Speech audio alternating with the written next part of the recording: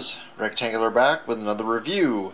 This time we have the Captain America the Winter Soldier Marvel Legends Infinite Series Black Widow. And wow, I was so happy to find this. I last night went to my local Kmart, not Target like I said in my first review, and was able to find the entire wave or entire case except for the Black Widow. I even went around to all the toy aisles and looked on top of everything and on the pegs and behind boxes to see if somebody stashed it. Couldn't find it anywhere, so I just looked for the best looking Winter Soldier and left, and talked to some folks last night who were interested in the Winter Soldier, so I went back to get that and the Captain America, and there she was, just sitting right on the peg. So just got lucky. There were only one per case, and also the case assortment comes with Zemo and Red Skull, not the Hydra Soldier or the AIM scientist. So that sucks. I've heard that we may be getting a refresh case that will have the army builders instead of Zemo and Red Skull, so cross your fingers that that actually happens. But anyway, yeah, we know the standard packaging looks nice, comes with two interchangeable hands, the interchangeable head, and of course the torso for Mandroid. So you have to get her if you want to build your Mandroid. And on the back says a nice picture. I think it's a pretty decent likeness to Scarlett Johansson, and shows you, which parts come with the Mandroid for which figure you need to get. So let's go ahead and get her out of the package and get a closer look. Here we have all the accessories that the figure comes with. The interchangeable head with the slightly shorter hair, and this is the wavy hair. The other one is longer and straight. So I think they did a pretty damn good job. The lipstick is a little bit off center. I think it's a little bit leaning to the right, which would be her left side, and the eyes for the most part are pretty well done. I think her let's see, that would be her left eye is a little bit cockeyed, a little bit leaning in. You can see that. But mostly stayed within the lines. There's no... It looks like they did actually put some shading in the hair. There's, it's red plastic, but it looks like there's kind of like a gray in there for some detailing, some shadows. So that's pretty nice. It's rare that we get to see that nowadays. The plastic is a little bit on the shiny side, so may end up adding some flesh tone to that to kind of soften it up. She doesn't look so sweaty. And then the spare hands, pretty nice. They're much harder plastic than a lot of the spare hands from the recent waves that I've been seeing. Especially that Winter Soldier, the hands feel really soft in comparison to these. So definitely want to be, they do have some give to them, but I wouldn't want to overextend them too much because you could probably break a finger off. And there's no hinge, it's just a straight peg. You can see that. Some nice detailing on the back of the glove. There is a little bit of extra plastic there. I think it was attached to the mold. It doesn't look intentional to me. There, you can see that on the side. And the left hand for holding a weapon. Again, a little bit of extra plastic from the mold. Focus. You can see there on the inside, not too bad, pretty easy to trim off.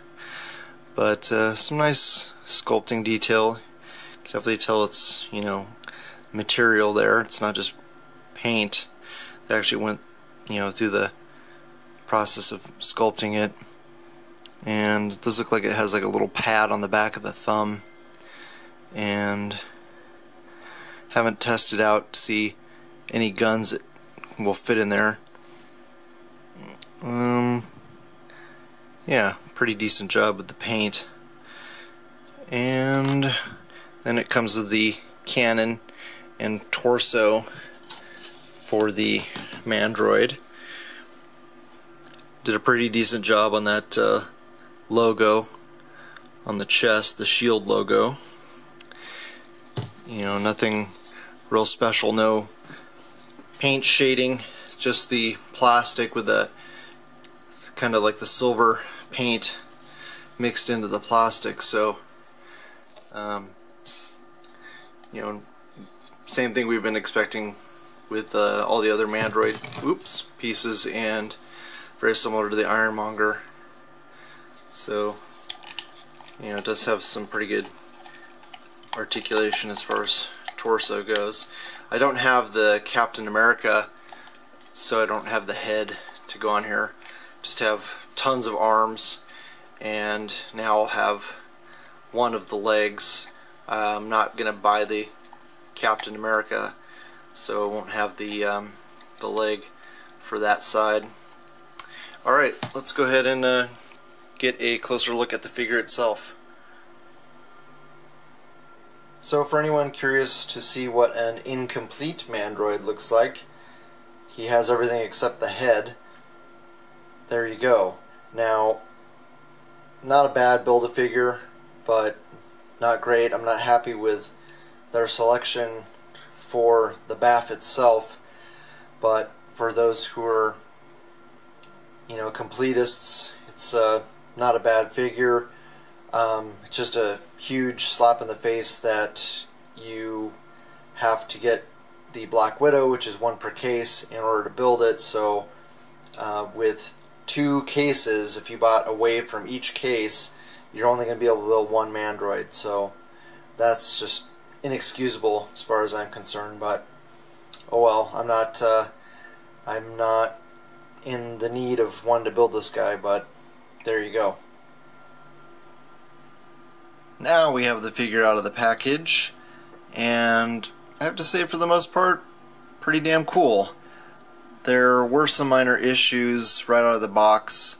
The strap for her leg holster here was pretty twisted forward, so I got my girlfriend's hairdryer and heated it up and tried to bend it back into place, and then threw it in the freezer for a few minutes, and that seemed to do the trick for the most part. And that's one of my major complaints about this figure, but we'll get into that in a second. Overall, to say, pretty damn good. I like the fact that they went with a charcoal, like a dark gray, for most of the figure, and then highlighted it with black for most of the details. So really good way to contrast everything. I think they did pretty good job with the paint applications. I don't see anything real major. These, you know, her wrist gauntlets, little, supposed to be like needle shooters, are very subdued. I think they might have made that a little bit more, a little bit darker. But obviously they're probably trying to stick to the way that they appear. She appears in the movie, and you know, it's supposed to be a realistic portrayal of the character. So, you know, realistically, you're not going to have bright yellow or silver, probably, you know, for tactical reasons. But you know, that doesn't excuse why the buckles are all silver. But yeah, I think they did a really good job so far. Don't see major quality control except for that one issue. Now let's get into the head sculpt. I think it is a pretty good likeness. Same with the spare head that I showed previously. I think it looks a lot like Scarlett Johansson, just a very simple expression, you know, not much in the way of expression. The only major defect is where it was attached to the mold. There's a blemish there where it's pretty rough. You can see that depending on the angle and the lighting. But they did put a wash of dark gray in the hair, so that I think turned out really well. It's refreshing because so often lately we have not been getting washes on figures, especially in the hair. It makes a huge difference. So that's nice. I'm glad I don't have to try to fix that up. I think it looks pretty damn good for the most part. And let's take her head off and get a closer look at the paint. I think this one maybe a little bit cleaner on the lipstick. I think it's maybe missing. The application is maybe a little bit low, but that's just being a stickler. The eyes turned out fairly well. I think again, I think the left eye is a little bit more turned in than it should be, but overall it's not bad. Do think again it's the plastic is real shiny. I'll probably try to soften that up with some flesh tone paint, but the eyes I think turned out pretty well as far as not going outside of the lines.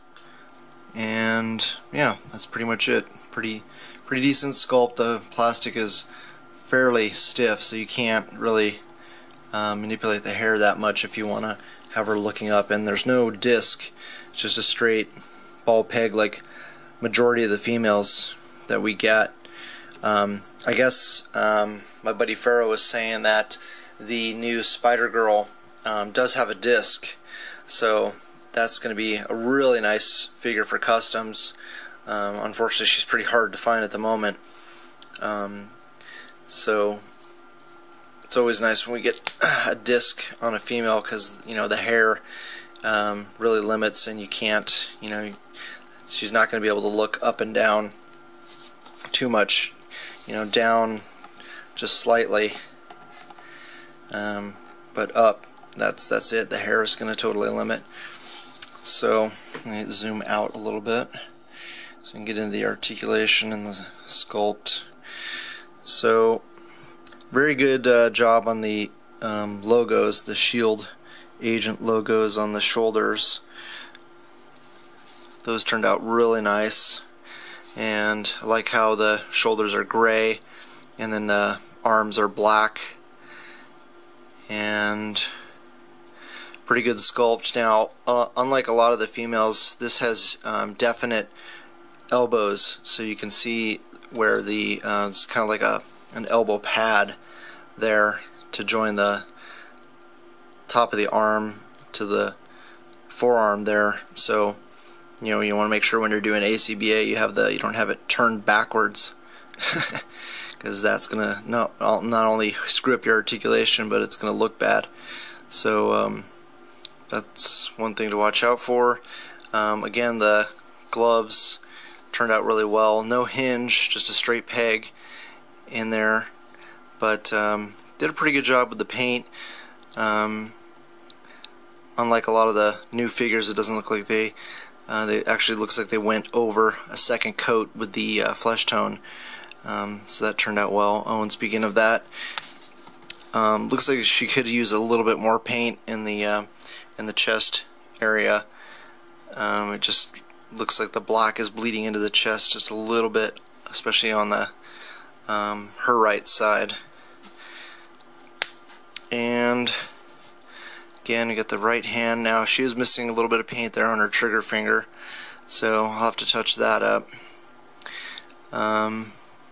And she does not come with any guns, which is unfortunate, but thank goodness I have a lot of guns already.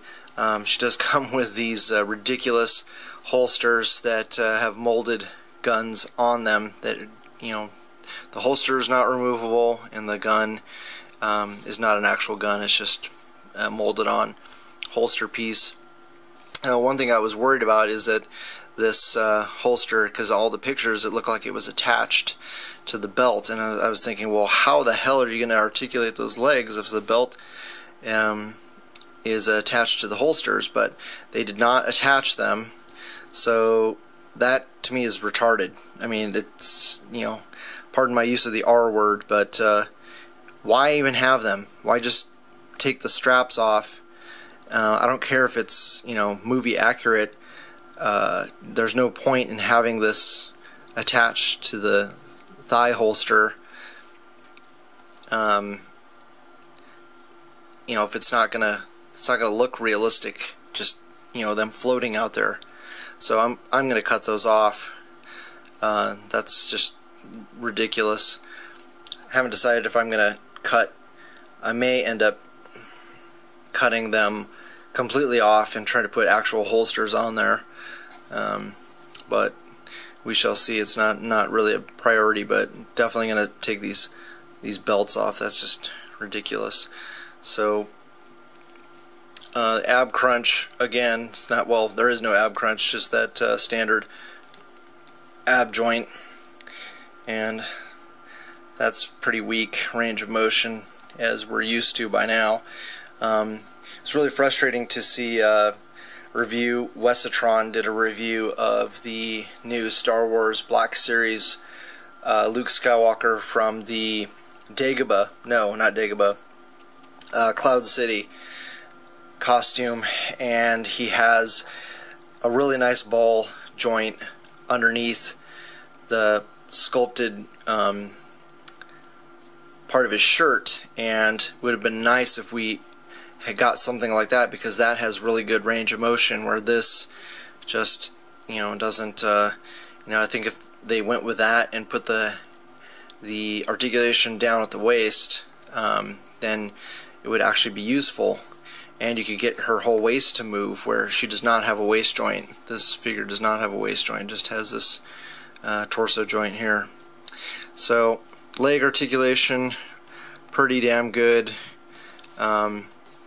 And it's going to be a little bit less easy to manipulate, because of the holster is going to give away, you know, part of the articulation. And double jointed knees, you know, that single Hasbro swivel at the arm, no bicep swivel, just the, you know, standard hinge at the shoulder. And sculpt looks pretty good on the pants. She does not have a big booty, as you can see there, pretty streamlined. So anyway, down at the boots, again, the pants are gray, boots are black, holster straps are black. Actually, just the outsides are gray, and then the insides are black. And let's see, boots sculpted pretty well. One of my biggest complaint is this figure is actually harder to stand than Black Cat. These feet are tiny. It doesn't matter that they have this continued sculpt. It's so narrow at the back. You have this, all the center of gravity is at the front of the foot, and she's just a pain to stand. I mean, those feet are way too small. Why didn't they just give her boots? I mean, she's wearing boots. You know, she's not going to go into combat wearing high-heeled boots. It's just ridiculous. I don't care if they put her in the movie that way. That's dumb. But don't give it to the figure. I mean, it's one time when you can actually get away with it. I mean, we need to be able to stand the figure. And okay, she has peg holes, but who's going to, you know, stick their figure on a stand all the time? I mean, especially not for ACBA. We frown on stands. So that's just, she's a real pain in the ass to stand up. So anyway, let's do some comparisons. Actually, I'll swap out the hands real fast. just so you can see what those look like. So it was open hand on the left side out of the package, and then she comes with a gun holding hand, so you can have her, you know, holding two guns simultaneously if you like. And then on the right side comes with a open hand. So, you know, if you want to have her surrendering, you can put both open hands on her, or if you want her shooting with both gun in each hand, you can do that as well. Alright, let's move on to comparisons. She's not going to stand now. Watch. Alright, so here we have all three incarnations of the character that I own. On the far right we have the Toy Biz Black Widow, which I refer to as Monkey Arms Black Widow. Great articulation, but you know, the sculpt suffers because of it, and the head it came with was horrible, so I put on the 2-pack short-haired head and just stuck it on there with some toilet paper underneath, so it's on there loose. I can swap it out with other heads. And then of course we have the new Black Widow in the middle, who is a little bit shorter, and right away you can see the paint difference. The 2-pack version actually has paint on the head, it's not just plastic, whereas the Infinite series here just has plastic. There's no paint that I can tell that's on the face, so you can see how much shinier it is and just less realistic looking. And then the 2-pack version on the far left there, which is still an excellent figure. I love the paint shading on it. She is a little bit tall and skinny, so but I do really like the boots, even though she doesn't have ankle articulation. She stands so much better than this new Infinite series. So it's kind of it's such a slap in the face that we finally get ankle articulation on a Hasbro figure, female figure, but the feet are so small that you can't really do anything with it. So I'm hoping that they will release her again in a refresh case, and not only will more people be able to get them, but I can hopefully get a second one and put some larger feet on that figure, because it's really difficult to pose. But she does hold the weapons quite well. You know, the smaller pistols work a little bit better.